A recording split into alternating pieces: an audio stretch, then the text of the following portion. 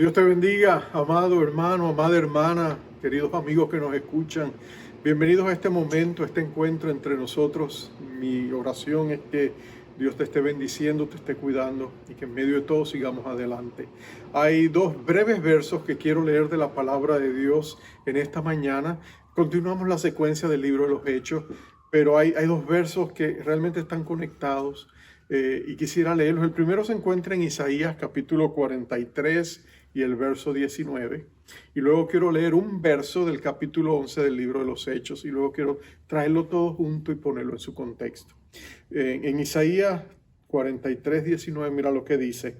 Dios hablando le dice a Isaías: he aquí que yo hago cosa nueva, pronto saldrá luz, ¿no la conoceréis? Otra vez abriré camino en el desierto y ríos en la soledad. Qué precioso. He aquí yo hago cosa nueva, pronto saldrá luz, no la conoceréis, otra vez abriré camino en el desierto y ríos en la soledad. Y luego leemos lo que sucedió después que el apóstol Pedro fue y le presentó el evangelio a Cornelio y a su familia, y el Espíritu Santo vino sobre ellos con poder y los llenó. Entonces en el capítulo 11, el verso 18 dice así. Dice la palabra de Dios: entonces, oídas estas cosas, callaron y glorificaron a Dios diciendo: de manera que también a los gentiles ha dado Dios arrepentimiento para vida. Vamos a orar. Padre amado, qué precioso es tener este tiempo con mis hermanos. Aunque no nos podemos ver, Espíritu Santo, lleva tu palabra al corazón de ellos y trae claridad y luz al momento histórico que están viviendo y estamos viviendo todos juntos en medio de esta pandemia. Oh Señor, danos una visión clara de quién eres tú, de quiénes somos nosotros en ti, de lo que tú vas a hacer en poco tiempo. Señor, vamos a ver bendiciones inmensas, grandes. Vamos a ver tu cielo derramado sobre la tierra y una iglesia empoderada para hacer tu obra en medio de tanto dolor. Te pedimos ahora que nos hables una vez más por medio de tu Espíritu y traigas fortaleza, consuelo, traigas esperanza y vida a nuestros corazones sedientos de ti. En el nombre precioso de nuestro Rey Jesús. Amén, Señor, y amén. Hace mucho tiempo atrás un hombre estaba agobiado por las circunstancias que estaba viviendo. Era un hombre patriota, era un hombre que amaba a su nación y su nación estaba profundamente dividida. Y este hombre estaba ansioso, él veía fuerzas, una tormenta que se estaba formando y venía sobre su nación. Y él no sabía qué hacer, él se fue al único lugar donde cuando él iba encontraba paz. Se fue a la iglesia, se fue al templo a orar. Y allí mientras él oraba y derramaba su corazón y se quejaba de todo lo que él veía y solamente decía y proclamaba todo lo malo que estaba pasando, de pronto allí Dios se encontró con él y Dios le dio una nueva perspectiva. Y básicamente Dios le dijo lo que dice este verso que acabamos de leer: yo estoy haciendo una cosa nueva, no la conoceréis. Estoy por abrir ríos en el desierto, manantiales en la soledad. Y este hombre saldría de ese templo transformado, porque ya no miraría al mundo como lo estaba mirando. Como las cosas sucedían en lo natural, sería transformado. Y él sabía que lo que veía no perduraría, porque Dios tenía un plan y Dios estaba obrando. Es interesante que tú y yo estamos viviendo en un tiempo muy similar al que este hombre vivió. Su nombre fue Isaías. Si lees el capítulo 6 verás detalles de aquel encuentro con Dios. Y por eso en el capítulo 43 él habla de esa visión gloriosa que Dios le ha dado para su nación. Pero nosotros también estamos viviendo tiempos de gran transición. Tú y yo hemos sido escogidos por la gracia de Dios para vivir en unos tiempos históricos donde Dios está acelerando las cosas para llevarlas a un fin bendecido. Jesús dijo que nuestro Padre Celestial es el Señor de los tiempos y las sazones de los tiempos, dijo en Hechos 1:7. Y la palabra sazones se refiere a un tiempo determinado donde cosas significativas empiezan a mostrarse. De hecho, un sinónimo de la palabra sazón sería temporada. Yo sé que en el Caribe, de donde yo vengo, la palabra sazón usualmente se asocia con el sofrito, con la comida, con el buen sabor de nuestra comida latina. Pero la palabra sazón también tiene esa connotación. Se refiere a esas temporadas. Traduce una palabra griega que es la palabra kairos, que son tiempos decisivos, son momentos donde Dios actúa sobre nuestras vidas, son temporadas, son como las estaciones del año. Tú sabes que nuestro año tiene 4 estaciones, tenemos desde la primavera, el verano, el otoño, el invierno, y cada una de estas estaciones tiene una particularidad especial, tiene en cierta medida su sazón, ¿no es cierto? Los judíos hablaban, por ejemplo, de la sazón de la siega o la temporada de la siega. Eran tiempos específicos con características especiales. Tú y yo estamos viviendo así. Nosotros estamos viviendo una temporada divina donde Dios está alineando las cosas y las está preparando para un porvenir glorioso. De hecho, lo que tenemos que entender es que entre las estaciones del tiempo y en las estaciones o las edades de la historia, de una historia a la otra, Dios pone puentes. Y esos puentes son puentes que conectan, son puentes de transición. Y nosotros lo sabemos de nuestras estaciones. Tú no te acuestas en Nueva York una noche después en el invierno, después que han caído 10 pulgadas de nieve y porque era el 20 de marzo, te despiertas al día siguiente, lo que sería el primer día de la primavera, y tú no abres los ojos y miras por la ventana y después de 10 pulgadas de nieve, tú no te encuentras con el pasto verde, los jardines floridos, los árboles llenos de hojas verdes, ¿verdad que sí? No, porque sabemos y entendemos que entre el invierno y la primavera hay una transición, donde poco a poco las cosas cambian. Bueno, a veces Dios acelera las cosas. Y tú y yo estamos viviendo uno de esos tiempos de aceleración. De hecho, el 2020 pasará a la historia como el año en que Dios sacudió al mundo y lo preparó para una nueva reorganización de lo que Él quería hacer. Dios ha hecho eso a lo largo de la historia. El Nuevo Testamento fue uno de esos periodos, desde que el Hijo del Hombre vino, nuestro Señor Jesucristo, y le dijo al mundo: arrepentíos porque el reino de los cielos se ha acercado. En otras palabras, este es el momento donde las cosas van a cambiar. Y tú sabes que el libro de los Hechos describe 20 años de esa historia donde Dios cambió el mundo al revés, donde de pronto Dios cambió la línea histórica en que el mundo iba. Y trajo y levantó una nueva comunidad llamada la Eclesía o la Iglesia, y esta Eclesía, empoderada por un mensaje de salvación en el nombre del Señor Jesucristo, cambió al mundo y lo está cambiando hoy. En aquel tiempo Jesús, antes de partir y ser elevado a los cielos, Jesús le dijo a sus discípulos cuál sería su estrategia, cómo se daría este cambio trascendental que estaba por ocurrir. Él les dijo: comenzar en Jerusalén. Ahí ustedes me serán testigos. Luego va a ir a la parte más amplia de Israel, a Judea, la provincia de Judea, de cual Jerusalén era la capital. Después va a ir a Samaria, una región todavía que ya no era judía, sino que era de samaritanos, y después de ahí sería hasta el mundo entero.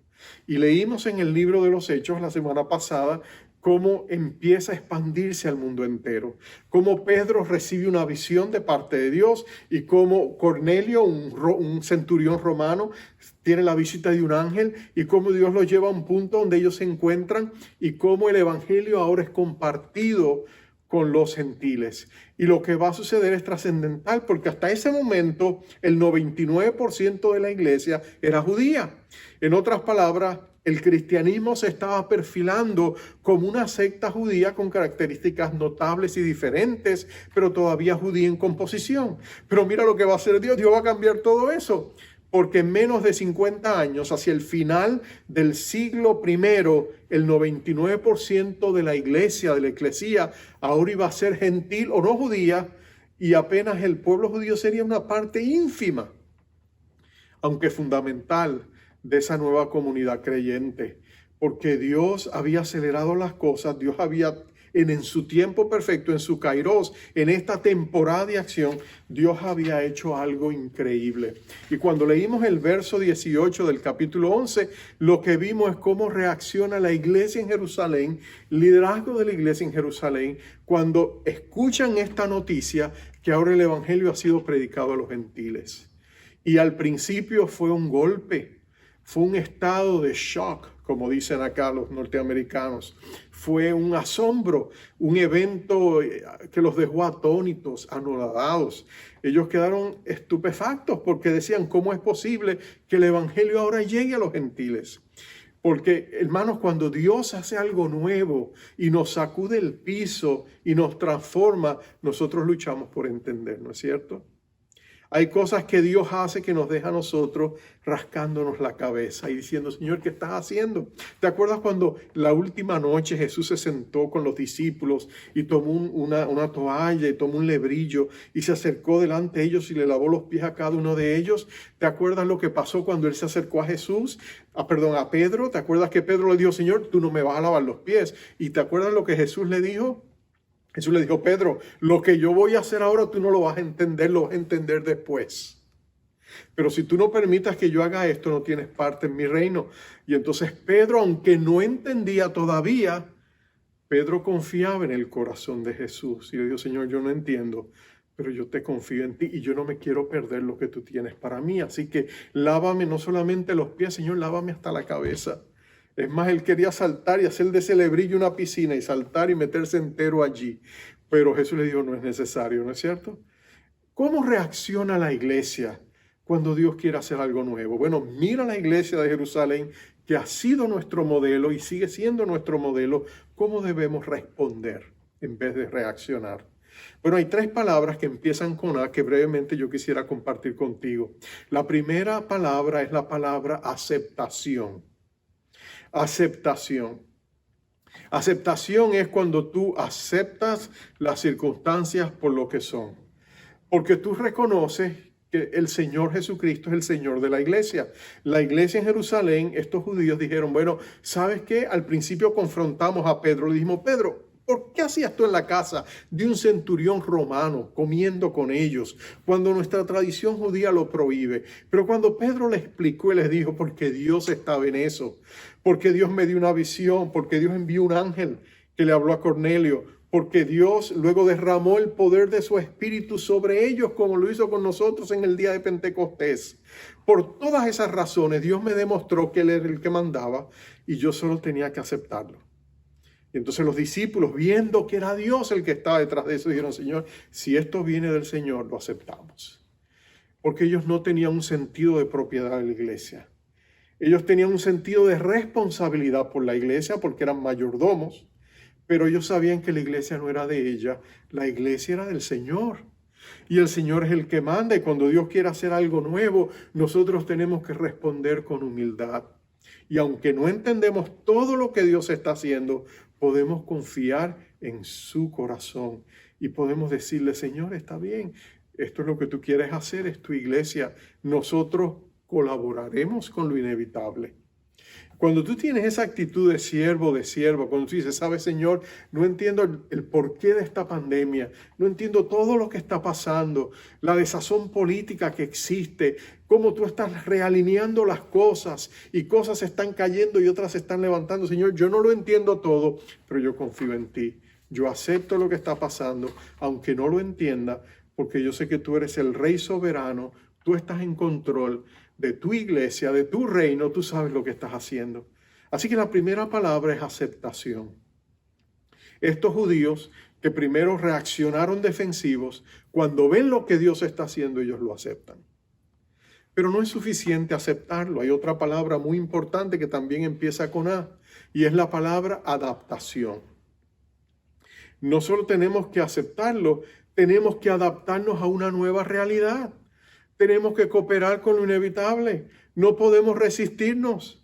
Tenemos que entender que lo que Dios está haciendo requiere ajustes, requiere cambios para nosotros hacer de manera que podamos progresar y entrar a esa nueva realidad para la que Dios nos está preparando.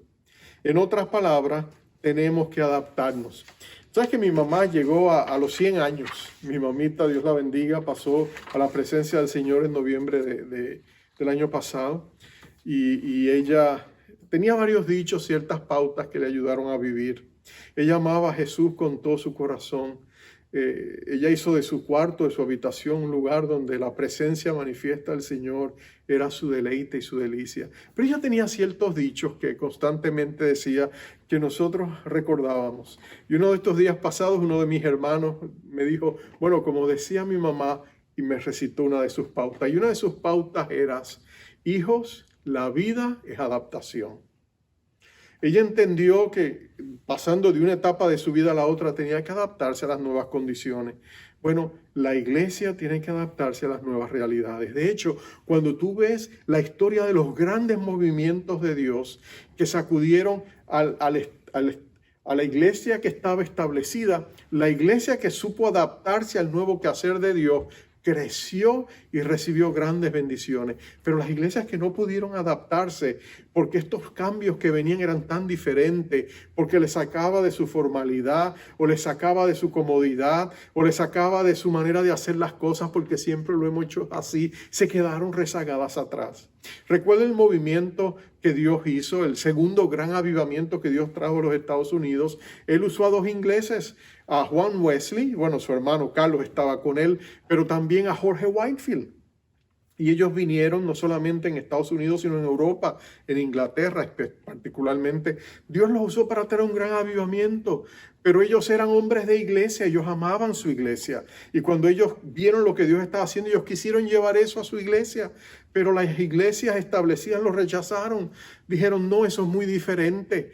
No vas a traer toda esa chusma de gente acá a nuestras iglesias. Nosotros somos iglesias ritualistas, formales, estamos llenos de tradiciones. No podemos permitir que esa gente que no se viste como nosotros, que no actúa como nosotros, que no se mueve en nuestro círculo, esa gente que usa sombreros diferentes a los tradicionales nuestros o que tienen ciertas particularidades en cuanto a sus barbas o sus bigotes, lo que fuese, ellos acá no pueden entrar, los dejamos fuera. Y como Wesley y Whitefield no quisieron adaptarse a ellos, sino que decidían hacer lo que Dios les estaba mandando, pues tuvieron que irse a los campos, tuvieron que irse a los parques, tuvieron que irse a buscar las sociedades en masa. Una de las cosas que hizo Wesley, que fue muy interesante, fue que él empezó a reunir a los nuevos conversos, porque no tenía las iglesias, en grupos pequeños en los hogares. La iglesia tradicional anglicana decía, nunca se verá eso. Nosotros tenemos nuestros templos, solo allí nos podemos congregar. Pero él dijo, no, vamos a alcanzar la cosecha donde ellos están. Y los grupos pequeños surgieron. Y Wesley llegó a tener más de 100,000 conversos en miles y miles de grupos pequeños. En otras palabras, ellos se adaptaron, ellos entendieron que nuevo vino requiere nuevos odres, nuevos modelos, nuevas maneras de ministrar. Si algo hemos descubierto en la iglesia ahora mismo es que necesitamos nuevos modelos. La mayoría de las iglesias hemos tenido que hacer uso de la tecnología para llegar todavía al corazón de nuestros hermanos. En otras palabras, hemos tenido que aprender nuevas destrezas muchas veces, pero es necesario adaptarnos. Cuando lo hacemos, nosotros descubrimos que entonces podemos seguir siendo parte de lo que Dios quiere hacer. Somos como Simeón, aquel anciano venerable que había dicho, Dios le había dado una promesa, no te vas hasta que no veas el futuro de esta nación en la persona del nuevo bebé, del nuevo Mesías. Y él allí en el templo estaba, pero él tenía expectativas diferentes. Él tenía sueños diferentes y Dios le concedió el deseo de su corazón, porque él sabía que el futuro iba a ser diferente. Entonces tenemos que aceptar lo que Dios está haciendo, tenemos que adaptarnos a las nuevas realidades de lo que Dios va a hacer, pero finalmente tenemos que afirmar lo que Dios está haciendo. Aceptar, adaptarnos y afirmar, porque hay cosas que son afirmables. Una de las cosas que nosotros afirmamos, por supuesto, es que aunque Dios crea nuevas cosas, Él mismo no cambia. En teología decimos que Él es inmutable. Dios permanece igual. Él es pura luz. En Él no hay sombra ni variación. Dios es siempre y será siempre el mismo eterno Dios. Su amor no cambia, su santidad no cambia, su justicia no cambia, sus gloriosos atributos como estos no cambian, su Hijo amado no cambia, Jesucristo sigue siendo el mismo ayer, hoy y por los siglos, y nosotros tenemos la seguridad de que aunque las cosas alrededor nuestras cambien, Dios no cambia. Siempre su corazón estará abierto a nuestro corazón, y nosotros podemos entender que aunque las cosas cambien, siempre podemos confiar en el corazón de Dios. Mira lo que está pasando en nuestra nación hoy. Hay una intensa batalla espiritual que se ve en varios contextos, incluyendo el político. Pero el conflicto que nosotros estamos viviendo no se trata meramente de política, va más allá de la carne y la sangre, es un conflicto espiritual. Estamos luchando realmente por la vida, el alma de esta nación, el futuro espiritual de esta nación. Entonces la victoria no se consigue aliándonos políticamente a tal o cual partido, la victoria se consigue cuando tú y yo nos conectamos a Dios y hacemos lo que Dios quiere que nosotros hagamos. Pero hay fuerzas espirituales inicuas, nefastas, que luchan contra esta nación. Una de ellos es lo que nosotros llamamos el espíritu de Jezabel. Cuando hablamos del espíritu de Jezabel, nosotros estamos hablando no de aquella mujer que vivió hace 4,000 años atrás en el reino de Israel, que estaba casada con el rey Acab. Ella era una hechicera. No estamos hablando de ella, estamos hablando de quién estaba detrás de ellas en aquel entonces y está detrás de nosotros hoy, tratando de hacer lo mismo que hizo con la nación de Israel con el país de Estados Unidos. Él quiere destruir. El diablo viene a matar, a robar, a destruir. En aquel tiempo Jezabel hizo una gran persecución de los profetas y hay un espíritu en esta nación que se resiste en contra de la iglesia y busca la destrucción de la iglesia y quisiera ver la iglesia eliminada totalmente.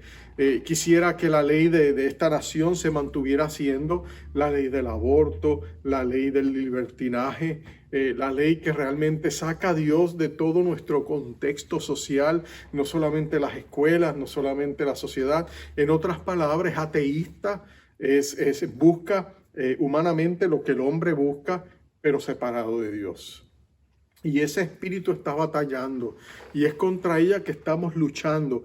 Porque Dios está por hacer algo nuevo y diferente. El diablo lo sabe y el diablo está resistiéndose. Lo bueno es que con Dios nosotros tenemos la seguridad de victoria. Puede ser que en medio del contexto político en que estamos hasta el fin de año las cosas se pongan un poquito difíciles y veamos mucha inestabilidad política y veamos lo que hemos estado viendo, pero de una manera un poquito más exponencial. Pero tú no te asustes, no pienses que Dios no está en control y mucho menos pienses que Dios se ha olvidado de ti. Porque no importa lo que pueda suceder, son los últimos pataleos antes de que Dios establezca lo que Él quiere hacer. ¿Y qué quiere Dios hacer?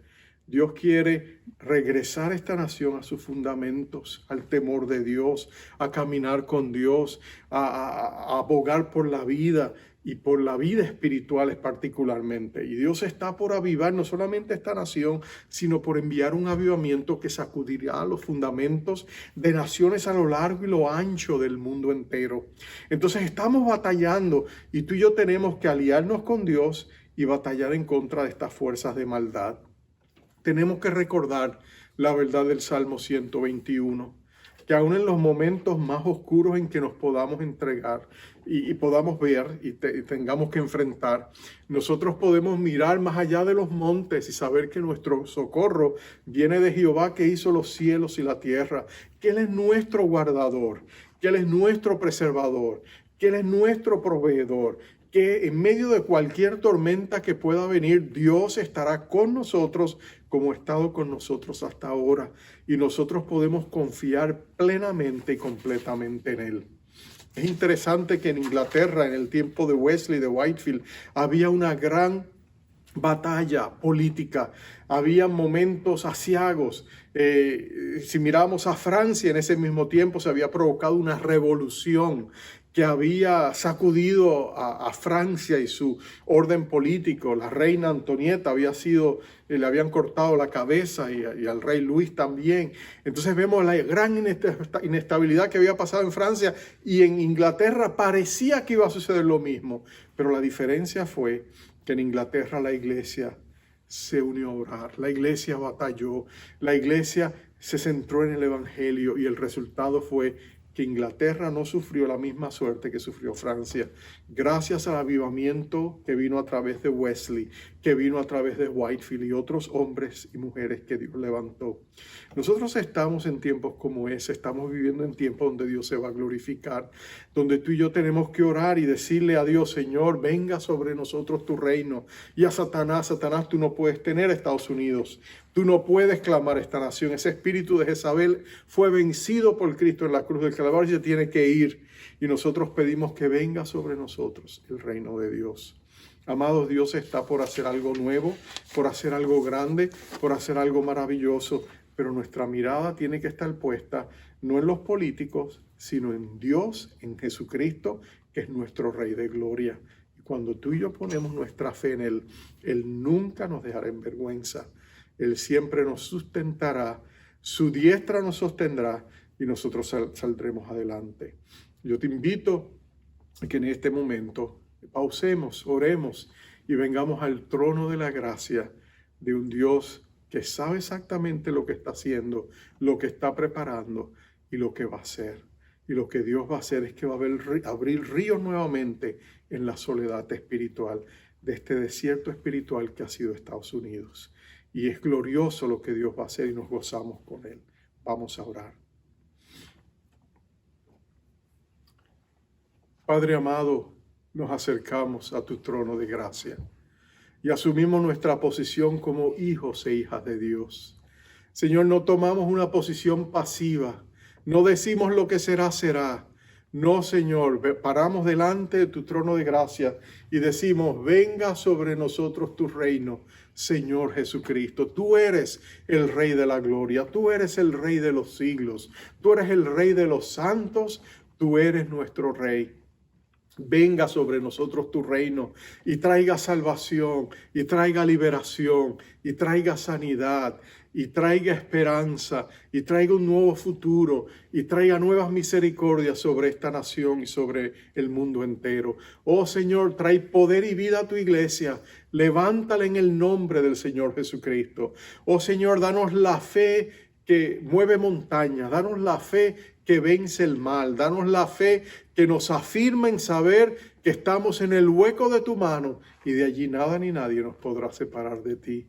Oh amado Jesús, te adoramos, te bendecimos y te exaltamos y declaramos que tú eres nuestro Rey de gloria. Ven sobre esta nación, dispersa la oscuridad, irradia tu luz y danos la victoria, Señor, porque Satanás ya fue vencido, el espíritu de Jezabel ya fue derrotado en la cruz del Calvario, pero nosotros somos más que vencedores por medio de aquel que nos amó, que nos ama y nos cuida y nos ampara. Derrama sobre nuestros corazones una fresca y nueva unción de fe, esperanza y amor. Pues te lo pedimos en el nombre de nuestro Rey de Gloria, nuestro Señor Jesucristo. Amén, amén y amén. Amados, Dios te bendiga. Mi deseo y oración es que sigamos adelante. Quiero despedirte con la bendición sacerdotal. Jehová te bendiga y te guarde. Jehová haga resplandecer su rostro sobre ti y tenga de ti misericordia. Jehová alce sobre ti su rostro y ponga en ti paz. Dios te bendiga.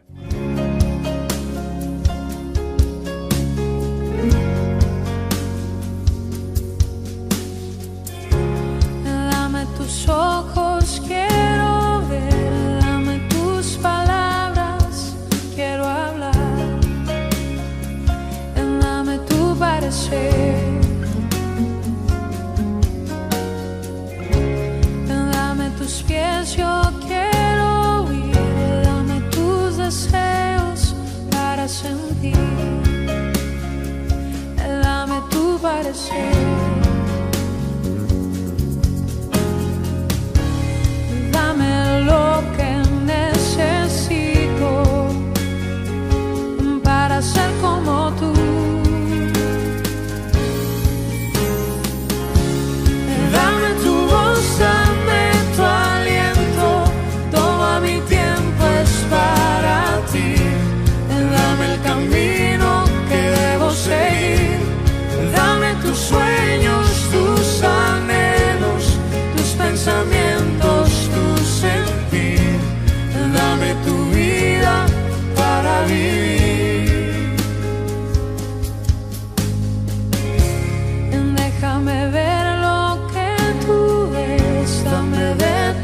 gracia, tu poder.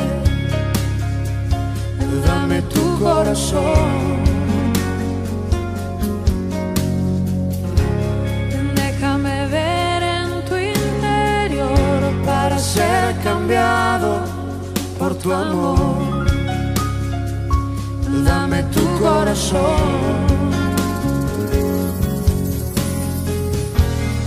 Dame lo que necesito para ser como tú.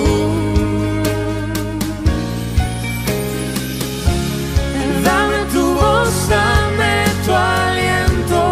Todo mi tiempo es para ti. Dame el camino que debo seguir. Dame tus sueños, tus anhelos, tus pensamientos, tu sentir.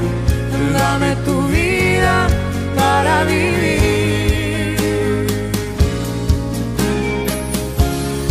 Dame tu voz, dame tu aliento. Todo mi tiempo es para ti. Dame el camino que debo seguir. Dame tus sueños, tus anhelos, tus pensamientos, tu sentir. Dame tu vida para vivir. Dame tus ojos, quiero ver.